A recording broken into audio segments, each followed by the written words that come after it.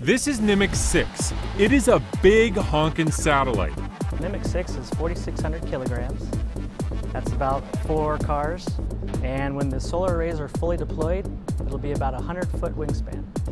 It's not the biggest communication satellite, but it is one of the most powerful ones. Satellites over the years have become more powerful. This is an 11 kilowatt satellite. After 2 years of construction, it is now just days away from hitching a ride into space. To get this satellite into orbit, it'll be placed in a rocket and will be launched from Kazakhstan.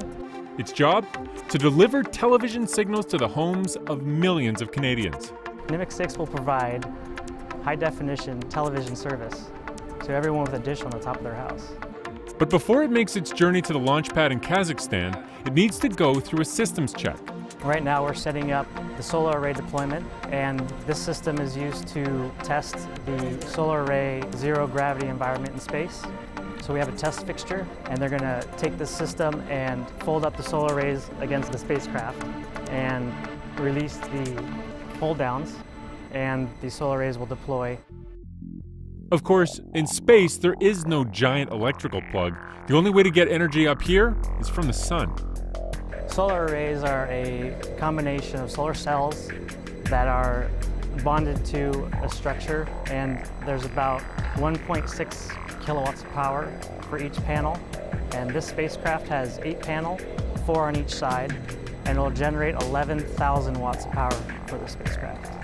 These panels are essential, but not operational all the time.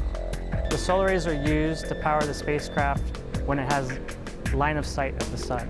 It'll also power the batteries and charge the batteries so that when the satellite goes out of range of the sun, the batteries will take over and power the satellite.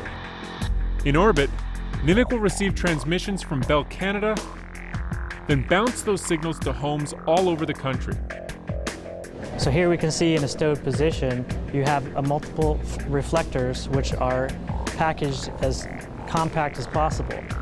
When the satellite gets into its orbital location, it'll deploy its reflectors. This is the main reflector, and the feed will send a signal to the subreflector and bounce down to the main reflector and reflect that signal back to the Earth. Once they've finished here, it's off to Kazakhstan.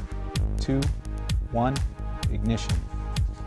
Ignition start. Nimiq 6 is a geostationary satellite. It will take a rocket to launch it up to its 22,300-mile orbit.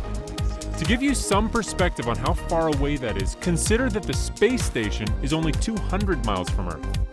So this satellite will be 100 times further away.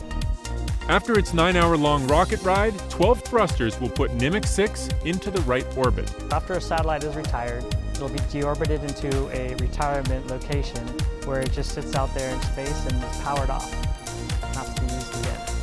Nimiq 6 will soon be up and running, and Canadians will be able to look forward to even better access to high-definition television.